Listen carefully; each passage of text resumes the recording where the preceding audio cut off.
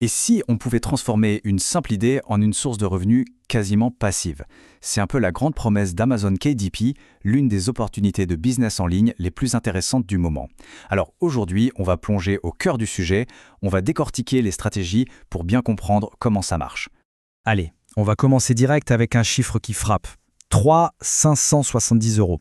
Et attention, là on ne parle pas de chiffre d'affaires. Non, ce sont des redevances, c'est-à-dire la marge nette, le profit touché en une seule journée. La question c'est comment c'est possible? Eh bien ce chiffre, il vient d'un modèle qui s'appelle Amazon KDP. C'est la plateforme d'auto-édition d'Amazon. Le concept, il est super simple. On crée un fichier numérique, un design de livre, et c'est Amazon qui s'occupe de tout le reste. Une fois que le travail de création est fait, le business devient quasiment autonome.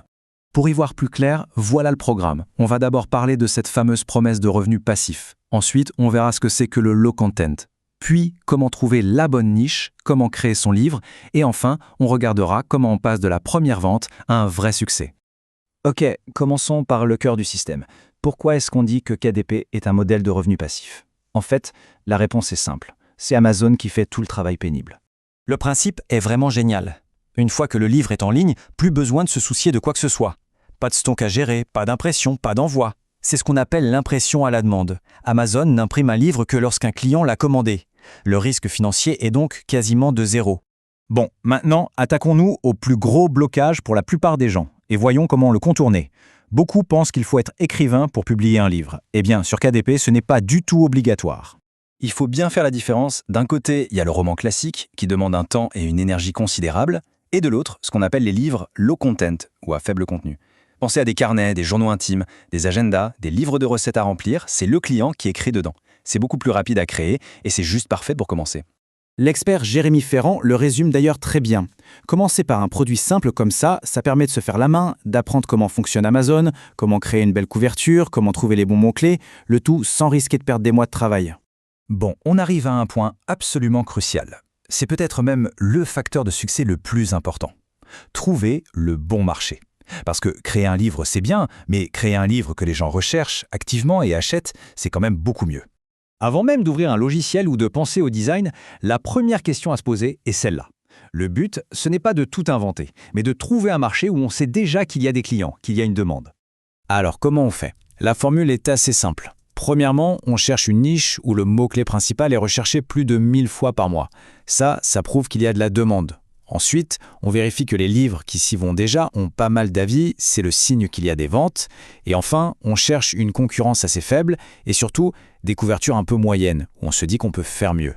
C'est là, précisément, que se cache l'opportunité. Ok, l'opportunité identifiée, maintenant, comment on passe à la création? On va voir que le processus est en fait étonnamment simple. Ça se résume vraiment à ces 4 étapes. L'intérieur, par exemple des pages avec des lignes pour un journal, ça se fait en quelques heures à peine sur des outils gratuits comme Canva.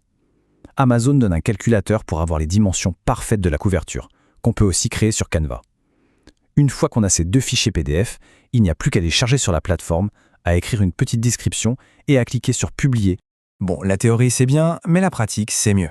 Voyons maintenant ce que ça peut donner dans la vraie vie, avec des exemples concrets de personnes qui se sont lancées. Ce témoignage de Virginie est juste parfait. Il illustre le moment Eureka, le déclic que beaucoup de gens ont.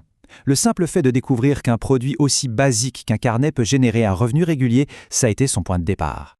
Et regardez la suite. La croissance a été fulgurante. Elle commence avec 50 € en janvier, ça monte à 400 en juin et ça explose à 2400 € en août.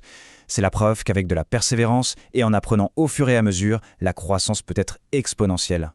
Et ce n'est pas un cas isolé. Prenez l'exemple de Benjamin. Après quelques échecs, il a trouvé une niche en or. Et avec un seul livre, il a généré l'équivalent de plus de la moitié de son salaire annuel en quelques mois. C'est juste énorme. Mais attention, il y a un point commun très important dans ces histoires. Le succès n'est arrivé du premier coup, loin de là. Virginie comme Benjamin ont commencé par des échecs, des livres qui ne se vendaient pas, de mauvaises niches. Le succès est venu en analysant ses erreurs et en adaptant leur stratégie. Alors comment on passe d'un petit succès à un vrai business? Les experts sont tous d'accord sur ces points. Il faut se fixer des objectifs clairs, s'organiser pour sortir les bons produits au bon moment, comme pour les fêtes de fin d'année, et ne pas avoir peur de faire un peu de promotion. Et surtout aujourd'hui, il faut chercher à apporter toujours plus de valeur pour se démarquer de la concurrence. Au final, l'analyse montre bien que la vraie barrière à l'entrée, ce n'est ni la technique ni la créativité. C'est souvent juste la peur de se lancer, l'hésitation. Avec les bons outils et la bonne méthode, une simple idée de carnet ou de journal peut devenir un vrai produit. La vraie question, c'est: quelle sera la prochaine idée à voir le jour ?